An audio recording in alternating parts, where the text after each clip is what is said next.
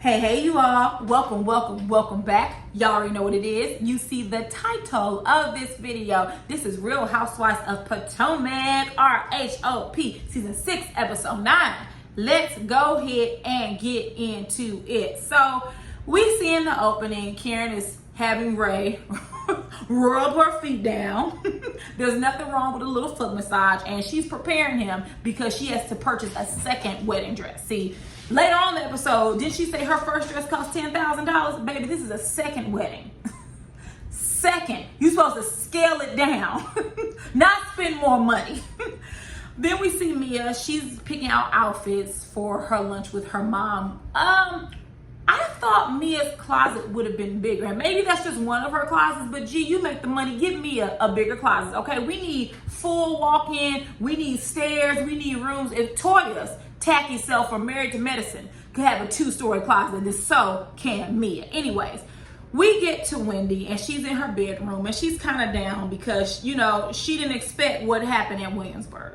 And she tells Eddie, I would have never guessed that the person with the most volatile marriage in the entire group would carry those rumors back to me. And so Eddie says, listen, I can't speak for nobody else, but I don't even move like that. That's not how I live my life.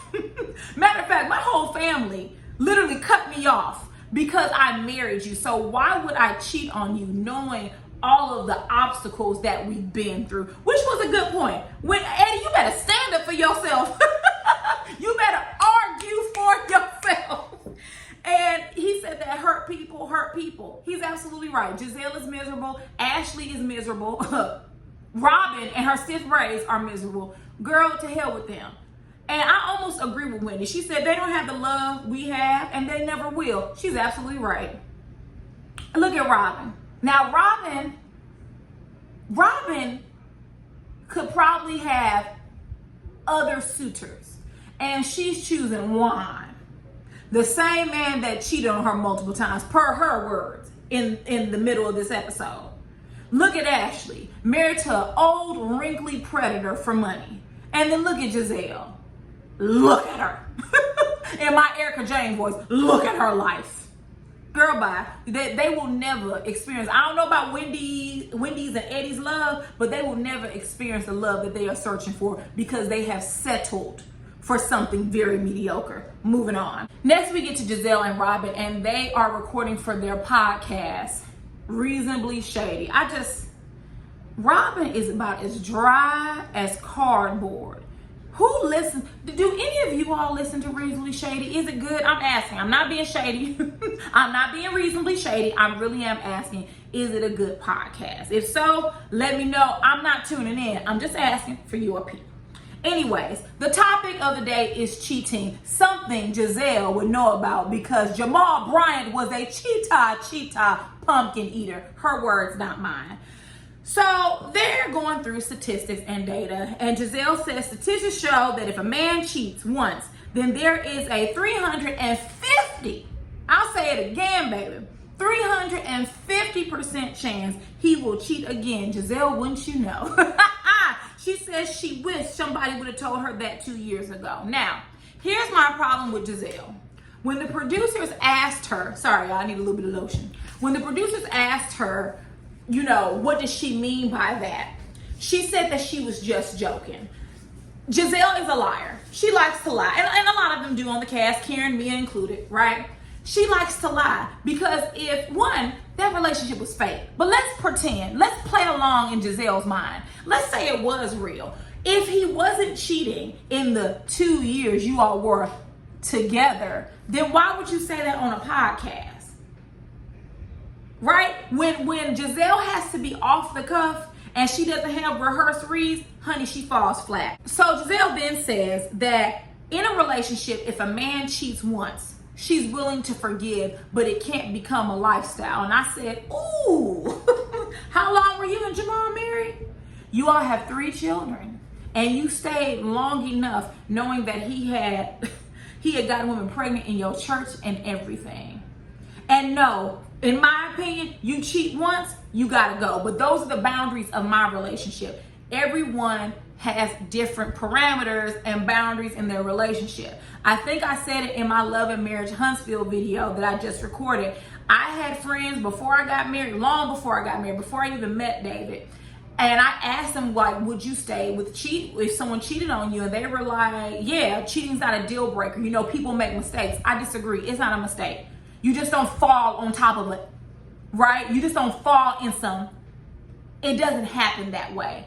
So to me, I don't care if you do it one time. If you do it one time, go file the paperwork in the court for the one time on the one time. We're not gonna have that over here. So Robin shares her experiences with cheating, and she was like, listen, that's not my story. I was young, and basically Juan was, he had hoes in different area codes, shall we say, and she knew, but she turned a blind eye to it. You sure you still ain't turned a blind eye? I'm just asking. I don't know. I haven't heard anything. I'm just asking a question. Juan is an attractive man, and you know, he did tell you that your depression wasn't attractive. Now, I added a little 10 on 2, a little 20 on 10 there, but that's basically what he was saying. So she said now, if he were to cheat, she knows her worth and she wouldn't stay. I hope that is true for you. So then Giselle mentions Wendy, but she doesn't mention her name. And she says, listen, I had a friend where I tried to tell them, you know, I tried to ask them, and I was trying to just merely check in, and she just got an attitude with me. Giselle, you weren't checking in. I mean, are we all watching the same episode? Because you and Robin denigrated Wendy for how she dressed. Robin even inferred that she was loose because of how she dressed. Okay? You weren't checking in on her. Matter of fact, you sent Ashley to do your dirty work. So let's not do this. We see that Giselle can join Karen and Mia in the Liars Club, and I'm not here for none of them. Moving on. Next, we see Chris and Candace. They are at home. Candace has a lot on her plate. She has some assignments due while she's in Williamsburg, and she's also preparing for her video shoot in the next week or so. So she sits down and she downloads Chris. Oh shit. I kicked my light off. I thought it was gonna fall. I did not want to fall. I have a wine glass here and everything. So she downloads Chris on what happened in Williamsburg, and she tells him about the comment Giselle made about Chris, you know, possibly riding her coattails, or really, I think Giselle asked it or posed it in the form of a question. And Chris was like, no, I'm not riding your coattails. When I had my restaurant, you were in there helping me. So it's kind of like we do for each other, which relationships should be. Before someone gets down in my comments and tell me that Chris is a bad father, listen, I'm gonna be honest with y'all. I do not dig into these people's lives. If I don't run across it, like while I'm scrolling on Instagram, if I don't run across it on Twitter, I'm not going in people's backgrounds and digging up shit, because honestly, I don't have time. If you all tell me, oh, Chris is a deadbeat, okay, but I can only take it for so much worth because I don't know that to be true. The issue here, I had to say, because I know someone's going to say that.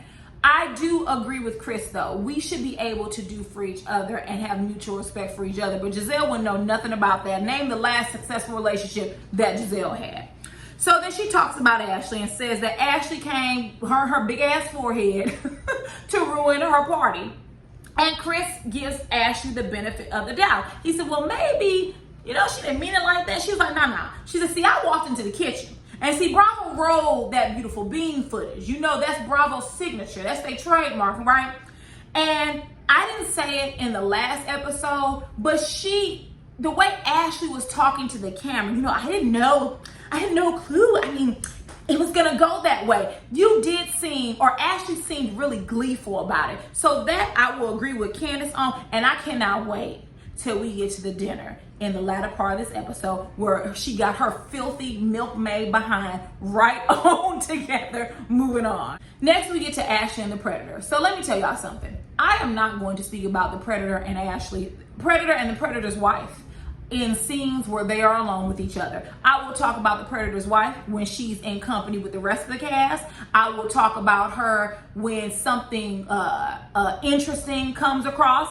And so that's what I'm gonna do now. I don't give a damn about the Predator and the Predator's wife, because let me tell y'all something. If Michael were a black man and he was going around grabbing asses without permission, I don't care if it was male or female, her and him would be off the damn show. And the fact that Bravo supports a sexual predator tells me everything I need to know about their company, right? Because if they were black, if Michael were black, I can guarantee you he would be off that show faster than you could blink.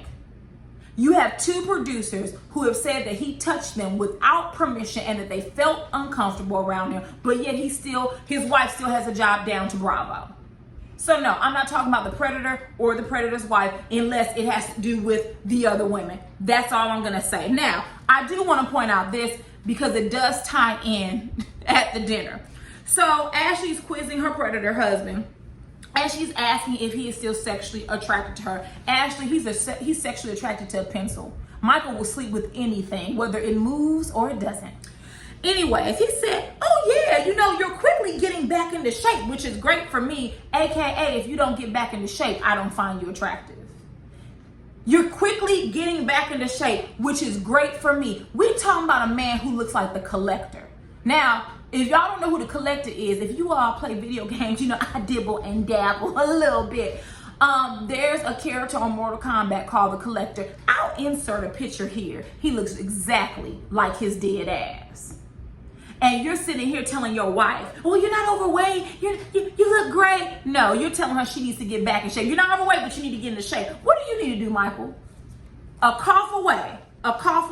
Gonna have the nerve talking, so you still find her attractive. Yeah, right. Ashley, keep your good eye on the predator, because we all know how he moves. Moving on. Next, we see Robin, and she is sitting on the couch with her son, Carter. And she tells him, listen, lately, you know how I haven't been doing much. I've been unmotivated. I've been sleeping a lot, really wasting my time. Well, I feel like, my life isn't together. And Carter goes, dang, your life isn't together? I guess he said at your big grown age of 40-something, your life isn't together? Damn. I said, let me tell you something. Kids will let you have it any way they want it. They're not editing it. They're not censoring it. They're going to say it how it comes to their mind, okay?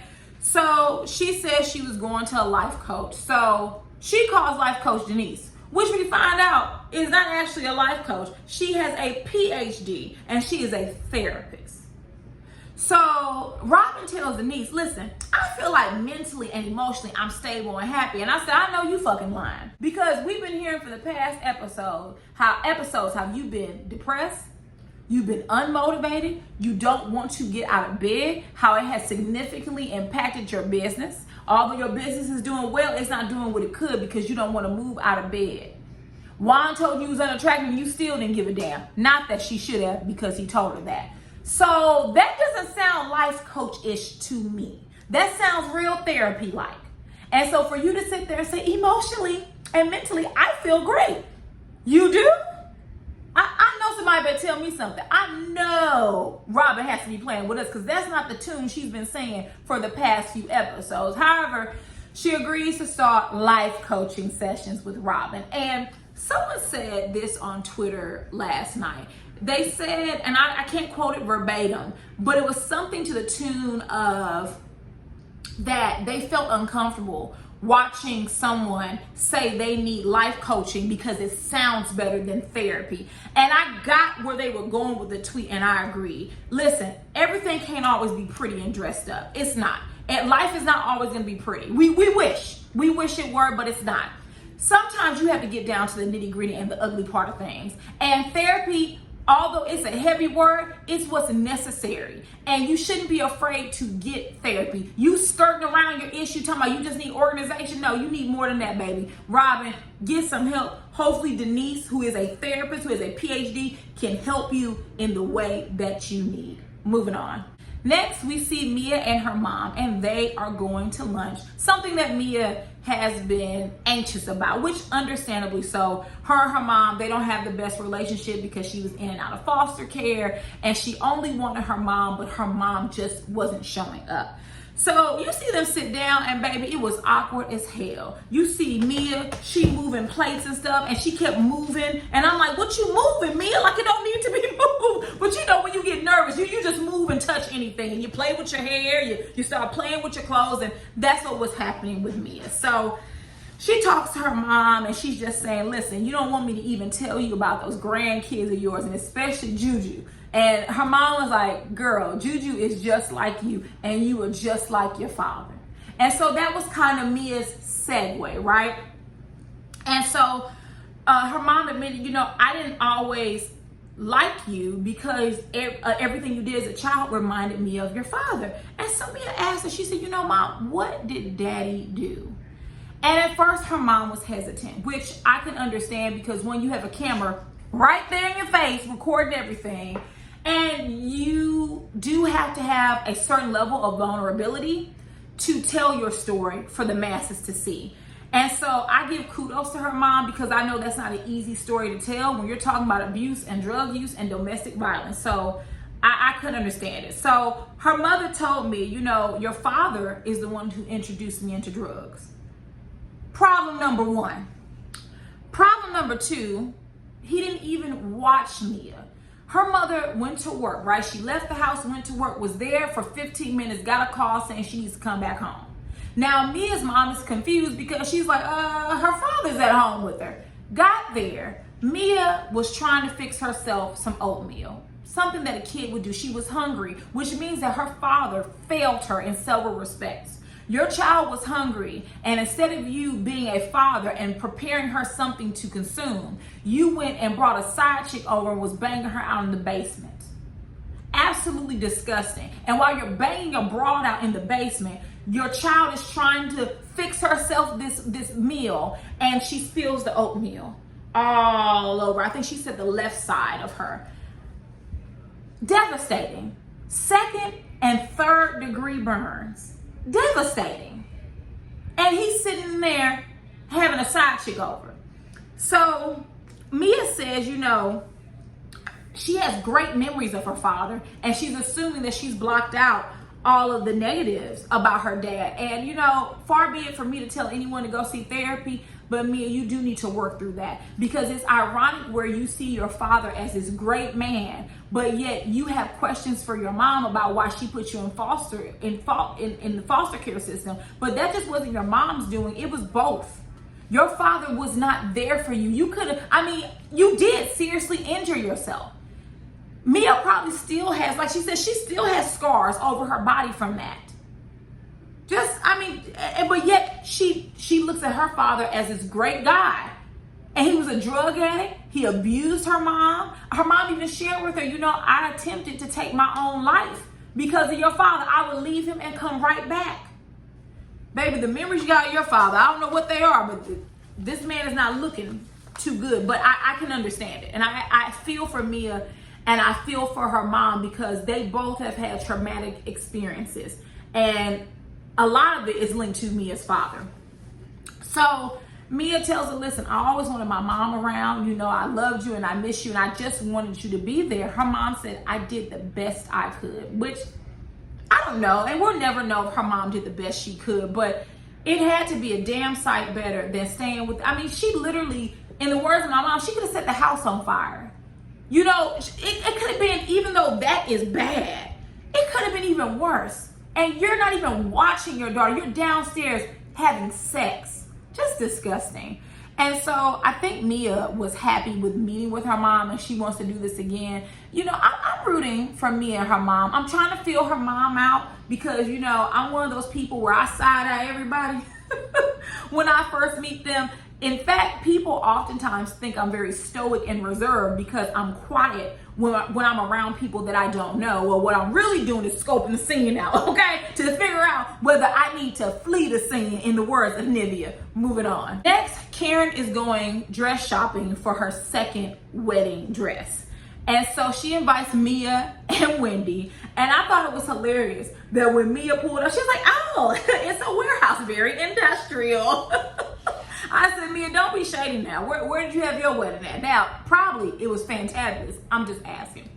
So Wendy and Mia talk about Williamsburg, and Mia says in her one-on-one that she did feel like Giselle was out of order and she was wrong, because you don't bring rumors like that about someone's marriage to your friend, which I found odd, because in Williamsburg, you were just defending Giselle and Robin for calling that girl loose. But okay, Mia, what? You just like Karen and Giselle. You make up stories. You have story time every time you appear on our screen. So Karen comes out first dress. I actually love the first dress. I'm not a long sleeve type of person for wedding gowns, but it did look nice. Here's my problem. Karen said she wanted something that was easy to move in and dance in. Do y'all know how heavy a detachable train is? I'm just saying, wedding dresses in general are heavy, okay? Heavy, especially the more beading they have, the more tulle, the type of material. They are heavy dresses. How you gonna move it? What does your wedding dress look like? Because honestly, when she said second gown, like a reception dress, I thought it was gonna be, slim cut, very loose, very fancy, flirty, and free. This is a whole new wedding gown. She comes out with the second dress, and baby, it's a no for me, dog. I was right here, okay, with Wendy and Mia. They said, I don't know about that, aka it was ugly. Absolutely agree. She couldn't even sit in it. That's the first problem. I remember when I got my wedding dress tailored, my seamstress, I was like, how am I gonna sit down? She said, well, you gonna lean over and then you gonna slide. Baby, let me tell you something. When I got to my reception, I hiked that wedding dress up and sat down. In some of my pictures, there's some bunching like around my waist. I wasn't gonna sit there and slide into a seat. No, ma'am, I was not. At all. We're gonna hike this up and walk around. It is what it is. The pictures have already been taken.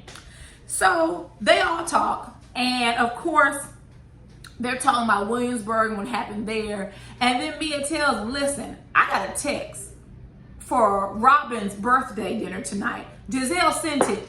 I noticed you two, Karen and Wendy, were not on the text. Honestly, I didn't expect them to be. Wendy and Robin and Giselle don't get along. Wendy bazookaed their ass down to Williamsburg. And then Karen doesn't get along with Giselle. And if you don't get along with Giselle, you don't get along with Robin, because Robin does not have a mind of her own. So in Giselle's one-on-one, I'm pointing this out because I want to talk to you all when we get to the dinner. Giselle said, I didn't invite them because I only wanted people around who love and celebrate Robin. So no, y'all hoes aren't invited. I'll say it again. Y'all hoes ain't invited. Giselle called Wendy and Karen hoes. We gonna get to it. So Karen then tells me, listen, I'll make all this right for the group as long as Giselle apologizes for wishing death on my husband. So you tell Giselle that, Mia. Mia, as a newbie, don't let Karen do that to you. What you should have said is, no, Karen, you pick up the phone and you tell her, I'm not a carrier pigeon. Shout out to Real Housewives of Miami.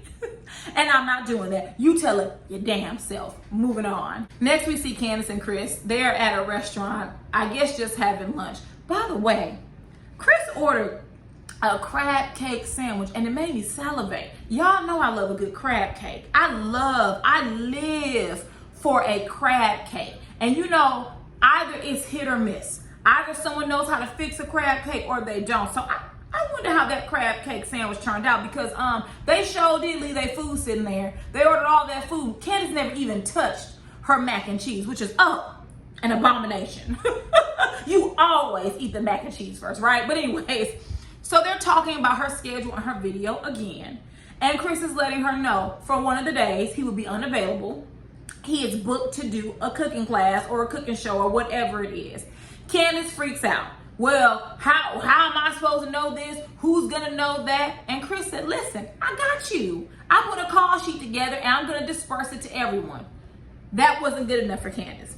And Chris said, listen, this is an unpaid job position. I voluntarily do it. If you want me to not pursue other endeavors that will make me money, then you need to give me a stipend. You need to start paying me.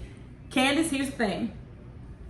You need an assistant, right? You need someone that's going to be at your every turn. And Chris isn't that. And he's absolutely right. This is an unpaid position. If you want me to give up my life and completely be, focus on your career, you're going to have to pay me. I don't mind that. Now, the problem is this, Candy. They're going to say that he's riding your coattails.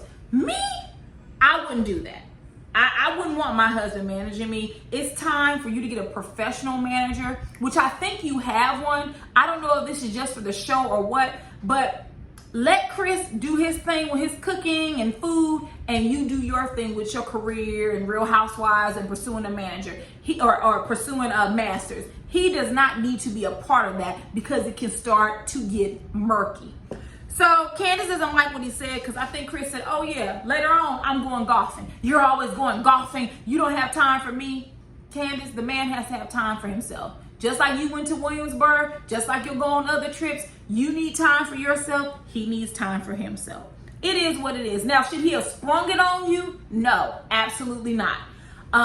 If he knew he was not going to be there, that's something he should have told you earlier. I'm not sure why he didn't tell you that at the beginning of the episode, but let him tell it. He's been booked and busy. Okay, Kelly Price, I see you. I'm booked.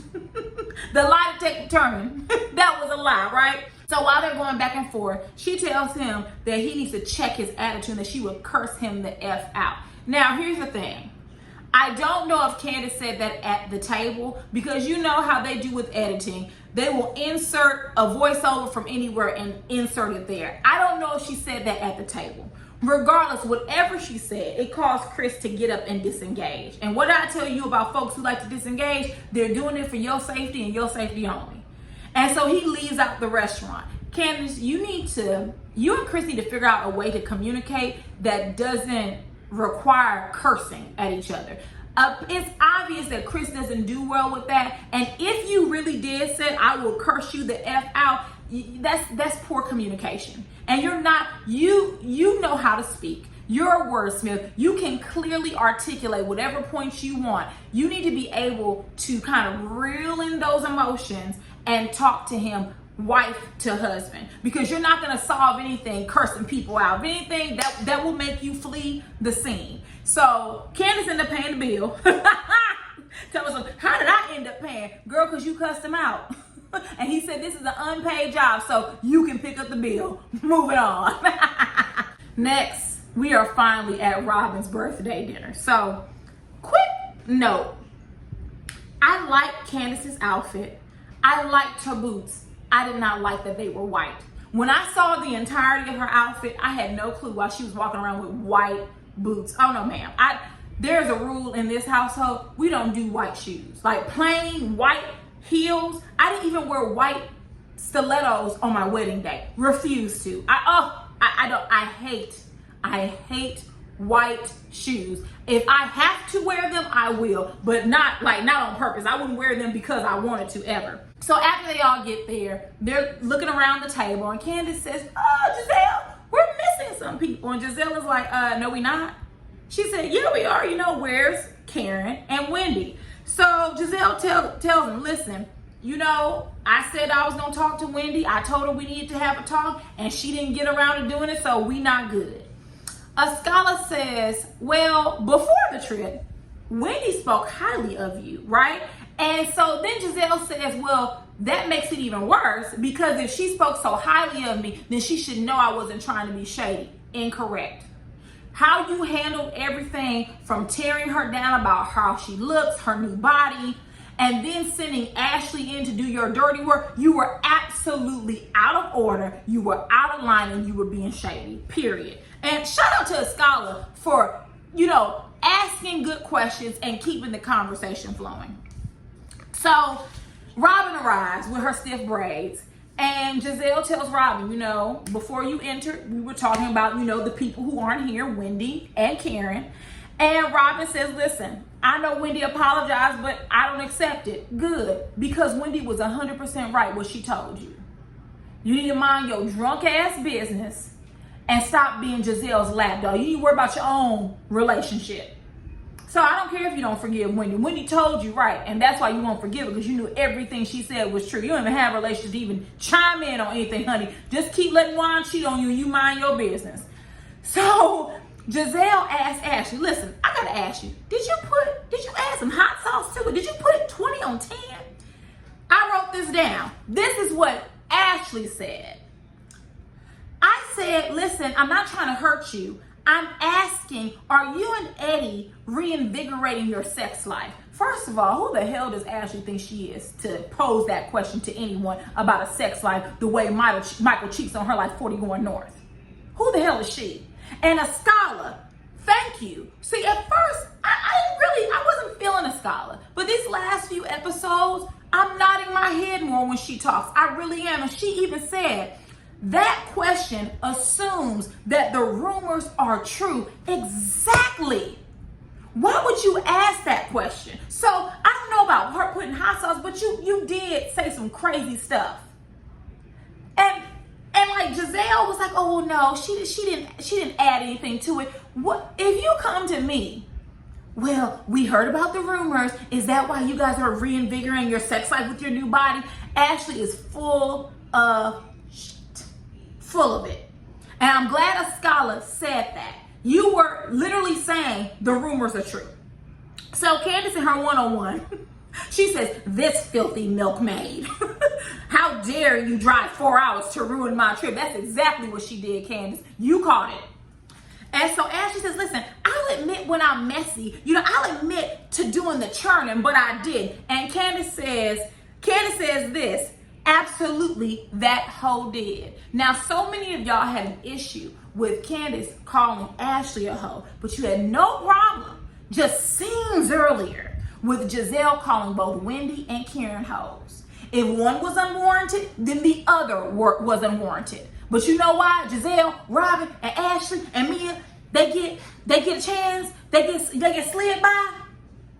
Light skin. Y'all don't give it to Giselle, Robin, or Ashley the way y'all give it to Wendy and Candace. Wendy and Candace have been called everything but a child of God, but y'all let Giselle, y'all let Robin, and you let that big forehead, wide body Ashley slide with everything they say. And so Ashley said, you call me a hoe? Is that appropriate? She said, yes, it is. She said, that's how I feel, and that's what I said. She said, you brought your wide body ass to spread lies and bullshit, and then at my party, and then you took off with you and your breast milk and your big old forehead. I said, yes, ma'am, Candace. Get Ashley together. And Ashley's gonna say, you're body shaming me. Nah, listen, y'all. I got a big forehead. It is what it is. I got long hands. It is what it is. I'm a tall woman. I got big old breasts. You know why? Because I'm fat. And although I've lost 30 pounds, kudos to me, I got some more to go. Do I think I'm a pretty woman? Yes. Am I confident in myself? Yes. But you need to be able to look yourself in the mirror and know when changes are needed. Right? Ashley can be thin, but be wide. Wide does not amount to fat on your body. She's wide, and she is. It makes no difference that Michael just said to her, you're getting back into shape. That's not Candace's fault. How was Candace supposed to know that? She didn't. It's not body shaming. You can be wide, you can be narrow, you can have big foreheads, you can have big hands, you can have a long neck, you can have a Benzino neck. Some of y'all are too sensitive, and you got bad. And then I'm going through Twitter, and I noticed that people are like, that's why Candace got her ass beat the first time. It is so interesting how you all always show how emotionally unhinged you are by saying that Candace deserved to get her beat last season. We're not even gonna go there, but that's what people were saying. And so I tweeted, I was like, it's so funny that everybody keep talking about Candace deserved to get her behind beat. What about Black Girl Magic? Baby, the trolls came, and I knew they were coming. I knew they were gonna come in my comments. And these two ladies, and I use that word loosely, came into my comments. She deserved it. And one gonna say the law was on Monique's side. I said, oh, the law. I said the law was also on the police side who murdered Black women and men and women and children. I guess the law, whoever the law is always accurate. That conversation shut down quickly after that. Don't be so blinded by hatred that you're illogical. Candace and Ashley both articulate themselves well. If Ashley wanted to get back at Candace with her words, she could, because she has a slick tongue. Someone tried to argue me down that Candace is the only one that says vile things. You all must have missed Ashley making fun of mental health when it came to Katie. You must have missed her calling her dear friend an alcoholic and driving drunk to Monique. You must have missed all these foul things. She has said things so foul that Robin pulled up to her now defunct restaurant. But y'all let that go because she's light-skinned. Then you say, well, Ashley doesn't talk about how people look. Who doesn't? All of them do. So by your logic, everyone should be whooping ass every episode. Just say you don't like Candace. Just say y'all colorists. Just say you let the light-skinned girl slide on Potomac. Just say it, because y'all give it to Candace and Wendy every time you see fit. Y'all don't give it to the others the way you give it to them. And that's just the way it is. So, hey, listen, you don't like it? Oh, well. She does have a big forehead. So do I. So does Tyra Banks. It don't stop my shine. Okay? All right? My husband loves this big old forehead, and so do I. I don't care. It doesn't offend me if you say I have big breasts, because I do, baby. And if these things don't reduce any when I'm through with my weight loss journey, getting them cut down. Period. Ain't nothing wrong with it. Do you? But we're not going to sit here and be delusional. She's obsessed with how Ashley looks. So when you do the dozens, when you joan on people, what do you think you do? You point out how they look. It's not Candace's fault that she has a very quick mind and quick mouth. Maybe the rest of them need to catch up, if you ask me. So I'm gonna leave it alone before I go in on Ashley. You know, Ashley ain't gonna raise my blood pressure. No, she is not. So with that, let me know how you all felt about this episode. And if there is nothing else, thank you all for watching, and I will see you all later. Mwah. Bye.